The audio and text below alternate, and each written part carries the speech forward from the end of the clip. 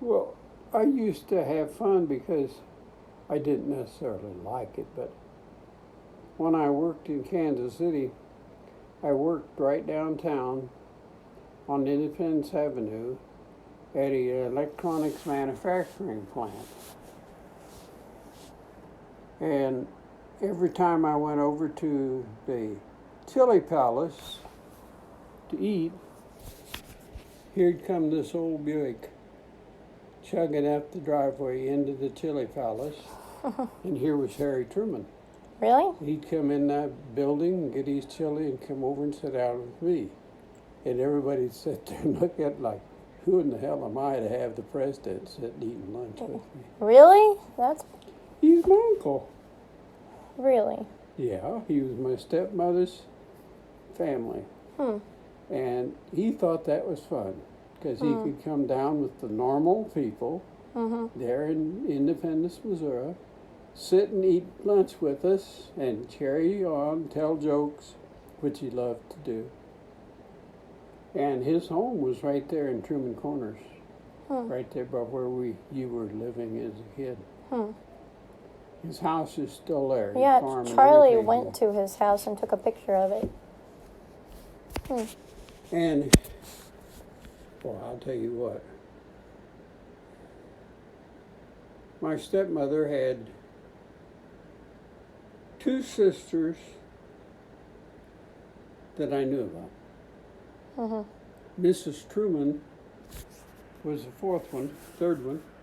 Boy, she was and anybody that said her daughter could sing had to be totally crazy. But I had to go to all their weddings and all their parties. I went over to the Baghdad donation of the school for the one daughter that passed away.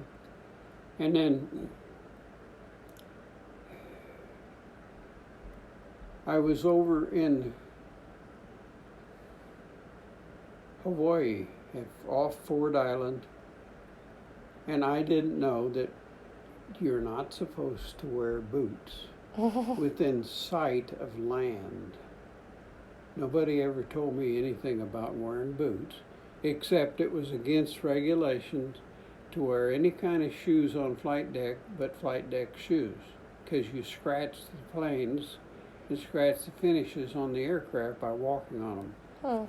So I'm out there doing my job, putting my chopper away because we're pulling into what was called Ford Island in those days, still there by the way. And here come the skipper. And I thought, well, what the heck is the ship's captain doing out here at this time of the morning while I'm buttoning up my airplane to pull into dock?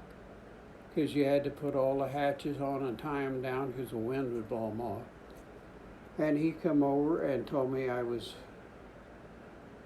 under restriction in violation of wearing my boots on the flight deck.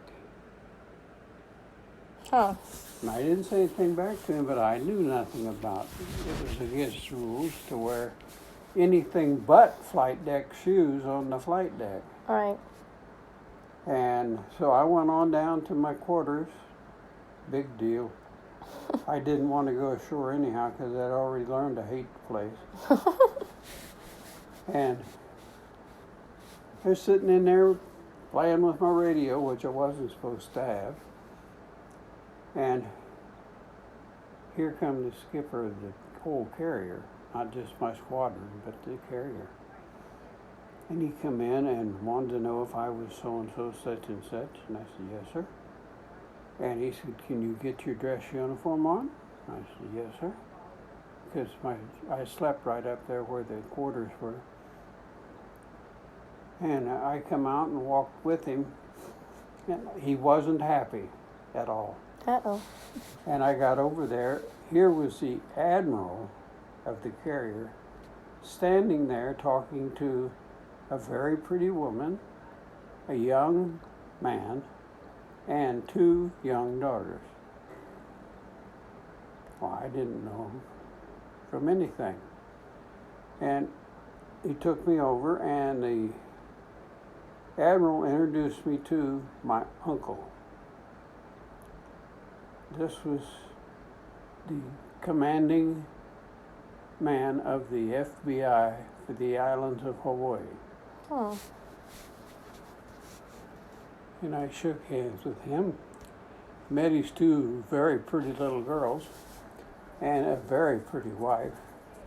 And he told the Admiral I was going ashore to his private quarters on one of the outlying islands of Hawaii while the ship was in Ford Island. Well, Ford Island's where the Arizona's tied up after she was sunk in World War II. So I could see I had, what would you call it, angered, because enlisted men just don't hang with high-ranking officers. Right. And I went ahead, got all my junk, which was in my pockets anyway, and went ashore with him and spent the whole day with his wife and two daughters and eating their fancy meals and seeing their pineapples and stuff that they grew on their plantation.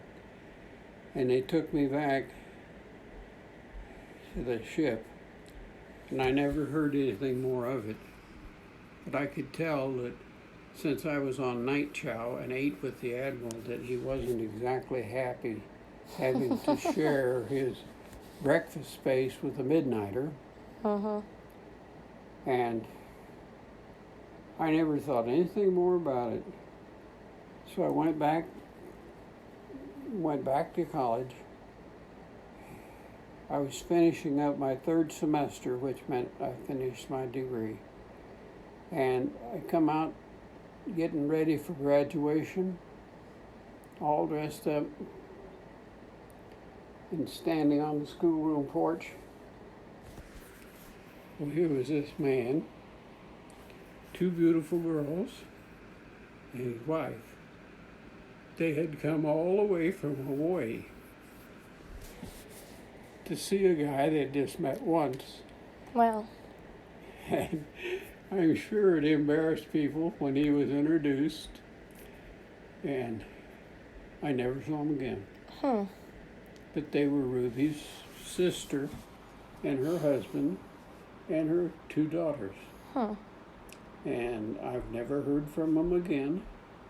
I've never been allowed to know where they are or where they went. But I know as a result,